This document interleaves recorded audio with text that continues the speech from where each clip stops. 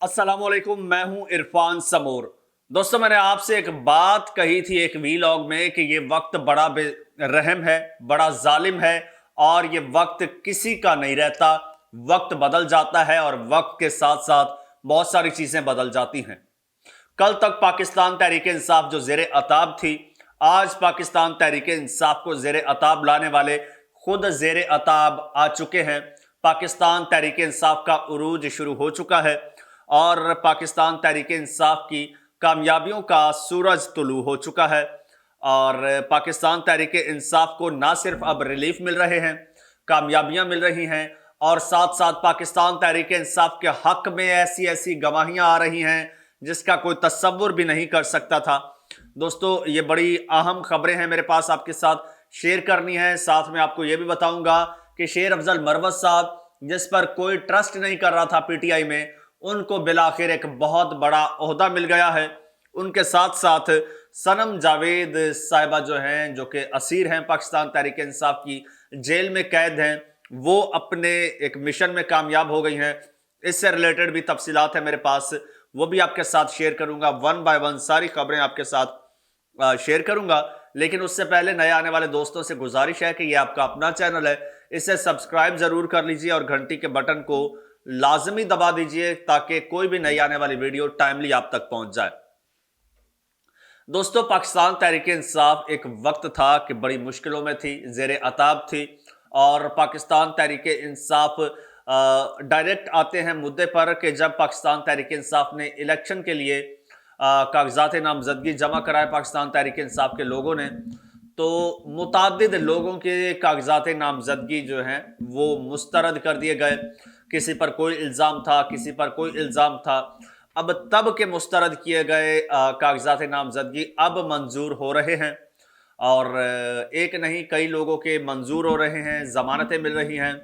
अब मोनिस इलाही साहब के कागजात नामजदगी भी मंजूर हुए हैं। उसके साथ साथ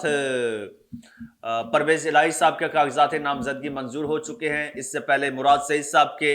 और इसी तरह से सनम जावेद साहिबा के कागजात नामजदगी। सनम जावेद साहिबा के जो है वो तो सेनेट के लिए कागजात नामजदगी मंजूर हुए हैं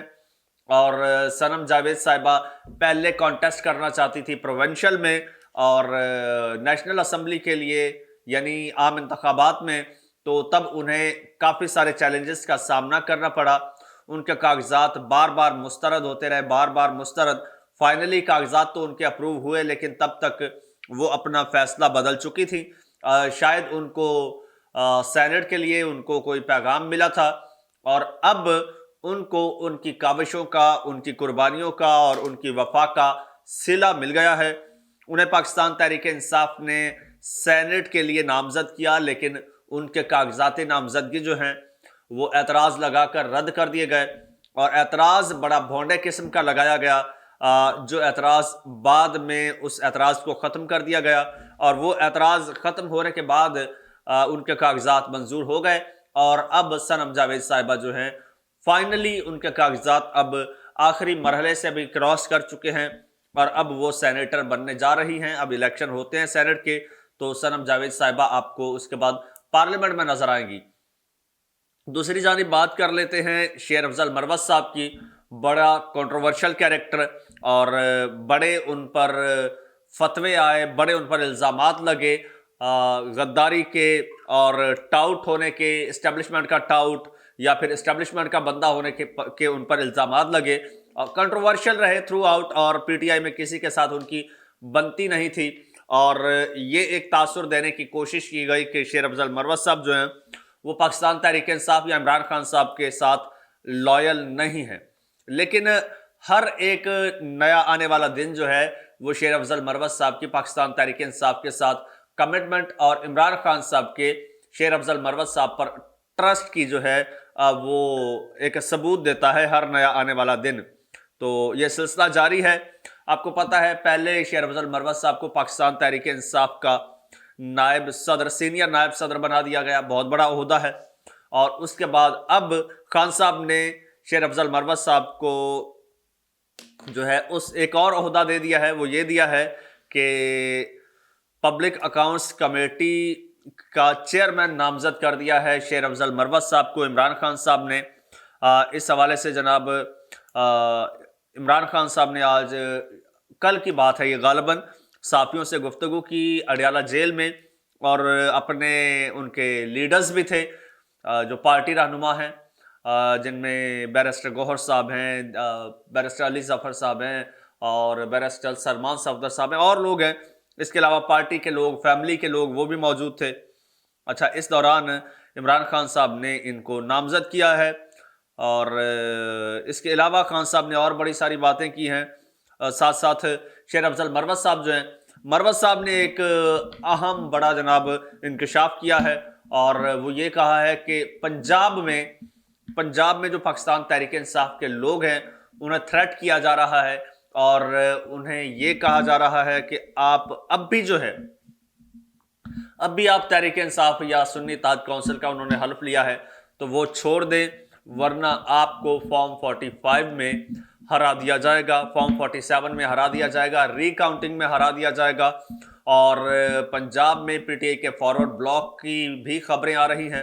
اور یہ ساری چیزیں کسی اور چیز کا پیش خیمہ ہیں، کسی اور چیز کی طرف اشارہ کرتی ہیں کہ معاملات کہیں اور جا رہے ہیں۔ خیر، اس پر مزید جو ڈیولپمنٹ ہوگی، ابھی یہ ڈیولپنگ سٹوری ہے تو وہ بھی آپ کے ساتھ شیئر کریں گے، لیکن یہاں ایک اور ضروری خبر اور بڑی امپورٹنٹ خبر ہمارے سامنے آئی ہے، اور وہ کوئی عام خبر نہیں ہے، ایک تہلکہ خیز خبر ہے۔ خبر یہ ہے کہ جناب اسلام آباد ہائی کورٹ کے 6 ججز نے ایک خط لکھا ہے سپریم کورٹ آف پاکستان کے چیف جسٹس کو، اور خط میں انہوں نے لکھا ہے کہ عدالتی امور میں مسلسل مداخلت ہو رہی ہے ایگزیکٹو کی جانب سے اور اس کے علاوہ خفیہ اداروں کی جانب سے، اور ساتھ میں انہوں نے بہت سارے ریفرنسز بھی دیے ہیں، فلاں کیس میں مداخلت ہوئی، فلاں کیس میں مداخلت ہوئی، اور بہت سارے انہوں نے ساتھ میں ریفرنسز دیے ہیں، اور خط لکھا ہے، اور خط میں مطالبہ یہ کیا ہے کہ چیف جسٹس آف پاکستان، بلکہ چیف جسٹس آف پاکستان کیا سپریم کورٹ کے جتنے بھی ججز ہیں سب کو وہ خط ارسال کیا گیا ہے، اور خط میں لکھا یہ گیا ہے جو مین پوائنٹ ہے کہ ججز کے معاملات میں، عدلیہ کے معاملات میں مداخلت ہوتی ہے، لہٰذا سپریم کورٹ آف پاکستان جو ہے، چیف جسٹس آف پاکستان جو ہے، وہ ایک جوڈیشل کنونشن کا انعقاد کریں جس میں تمام ججز، ملک بھر کے دیگر عدالتوں کے ججز بھی آئیں، اور